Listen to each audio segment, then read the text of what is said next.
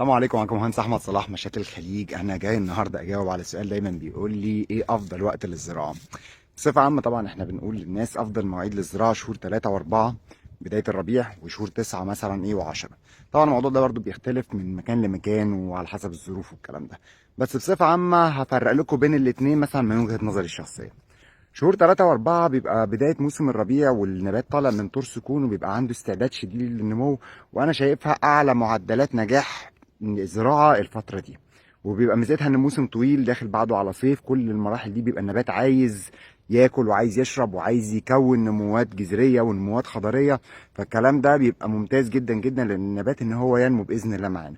بس طبعا بيبقى في شويه احتياطات لو ايه دخلنا على الصيف والحراره العاليه في بعض الاماكن الحاره شويه. طيب بالنسبه بقى لزراعه الخريف اللي هو بقى شهور 9 و10، هي حلوه جدا خاصه للناس اللي بيحبوا يزرعوا فسايل ويشوفوا الطرح على الام. دي ميزه لانه بيبقى طالعين من موسم احنا شفنا الطرح واطمنا.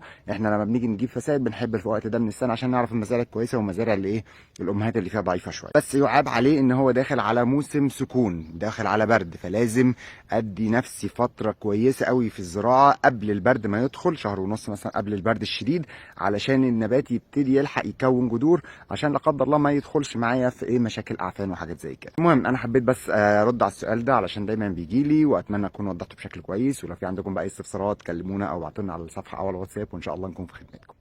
وتابعونا بقى عشان في برضه هتلاقوا اسئله كتير ان شاء الله على الصفحه، هحاول اجاوبها لكم كلها باذن الله. يلا بقى اي خدمات. السلام عليكم.